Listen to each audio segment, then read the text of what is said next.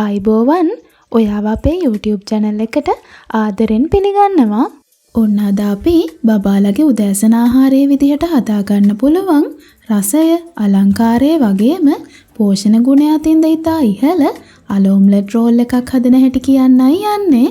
එහෙනම් අපි බලමු ඒක කොහොමද හදාගන්නේ කියලා. ඒකට මුලින්ම මම මේ වගේ පෑන් එකක් ලිපේ තියලා ඒකට පොල් තෙල් ටිකක් දාගන්නවා. දැන් අපි තෙල් ටිකට හොඳට රත් වෙන්න දෙමු. තෙල් ටික හොඳට රත් වෙද්දී ඒකට මම හීනියට ග්‍රේට් කරගත්ත පොඩි හලගෙඩියක් මේ විදිහට එකතු කරගන්නවා. ඊට පස්සේ මේ ටිකට විනාඩි 5-6ක් විතර තෙල් එකත් එක්ක බෙදෙන්න අරින්න ඕනේ. එතකොට මේ අලතීරු ටික බෙදෙනවා වගේම තියෙන රස්නෙත් එක්ක අමු ගතිය ගිහින් හොඳට තැම්බෙනවා. මේ වෙලාවෙ ලිපේ ගින්දරත් සාමාන්‍යයෙන් අඩු මට්ටමක තියාගන්න.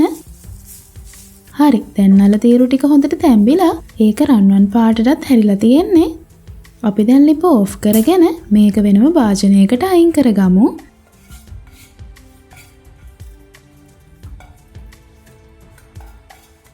ඒ ටික දාගෙන ඉවරුණාට පස්සේ ගොඩක් හීනියට ලියාගත්ත නිවිති කොළ ටිකකුත් මේකට මම එකතු කරගන්නවා.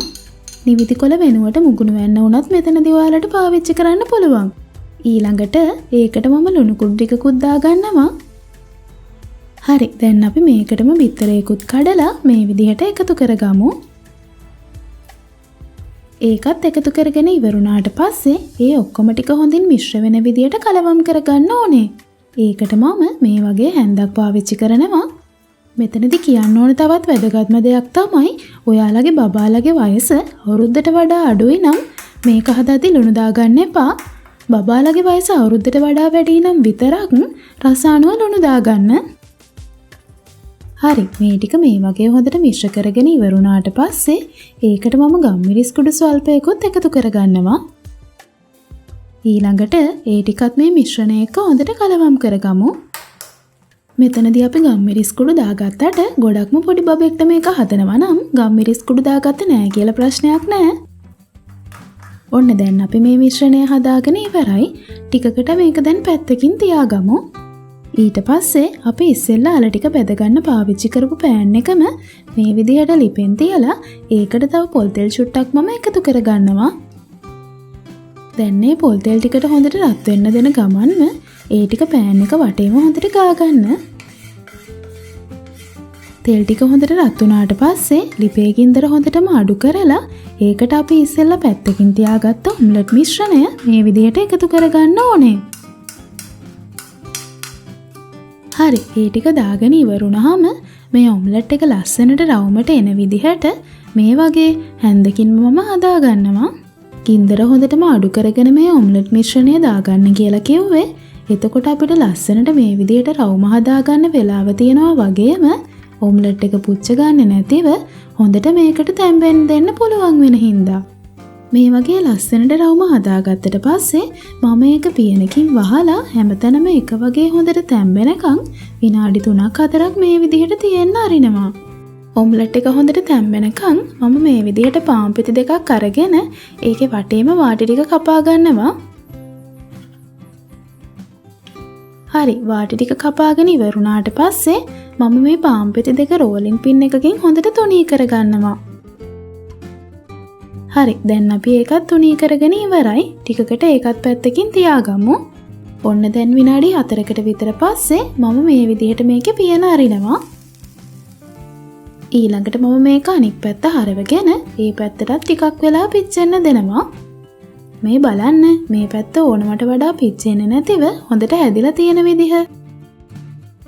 මේ විදිහට විනාඩි 4-5ක් ඒ පැත්තටත් තියෙන්න දීලා මම ලිප ඕෆ් කරලා මේ ඔම්ලට් එක වෙනම පිගානකට දාගන්නවා. හරි, ඊට පස්සේ මම චීස් කෑල්ලක් මේ ඔම්ලට් එක උඩින් තියලා ඒකත් ඔම්ලට් එක වටේටම හොඳට ගාගන්නවා. මම මෙතනදී සාමාන්‍ය චීස් කෑල්ලක් තමයි මේ ඔම්ලට් එකේ මේ විදිහට ගාගන්නේ. ඔයාලට පුළුවන් ඒ වෙනුවට චීස් පෙත්තක් උනත් මේක උඩින් තියාගන්න. චීස් වෙනුවට බටර් ටිකක් ගාගත්තා කියලා උනත් කිසි ප්‍රශ්නයක් නැහැ. අපි මෙහෙම චීස් හරි බටර් හරි ගාගන්න එකේ අරමුණ තමයි බබාට සමබල ආහාර වේලක් හදලා දෙන එක. හරි, දැන් අපි ඒ ටික ගාගෙන ඉවරයි. ඊළඟට අපි ඉස්සෙල්ලා තුනී කරගත්ත පාන් පෙති දෙක මේ චීස් කාගත්ත ඔම්ලට් එක උඩින් මේ විදිහට තියාගමු. ඊට පස්සේ මම මේ විදිහට ඔම්ලට් එකේ එක කෙළවරකින් අල්ලලා හිමීට ඇතුළට රෝල් කරන ගමන් මේ වගේ නමා ගන්නවා. මෙහෙම නවාගෙන ඉවරුණාට පස්සේ දිග ඇරෙන්නේ නැති වෙන්න අතින් හොඳට තද කරගන්න.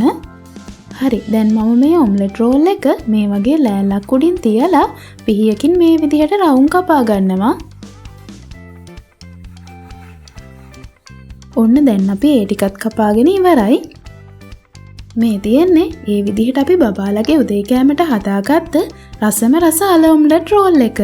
අපි මේක හදද්දී බිත්තර, අල, නීපීති, චීස්, පාන් වගේ දේවල් එකතු කරගෙන තියෙන නිසා රසය වගේම පෝෂණ ගුණය අතින්ද මේ රෝල් එක ඉතාම ඉහළයි. ඔයාලත් එහෙනම් වෙනසකටත් එක්ක බබාලගේ උදේ කෑමක මේ විදිහට හදලා රස අපිටත් කියන්න. ඒ වගේම තමයි මේ වීඩියෝ එක ගැන ඔයාලගේ අදහස් පහලින් කමෙන්ට් කරන්න. ඒ අදහස් අපිට ගොඩාක් වටිනවා. මේ වගේම තවත් රසබර වීඩියෝ එකකින් හමු වෙනකන් ගිහින් එන්නම්.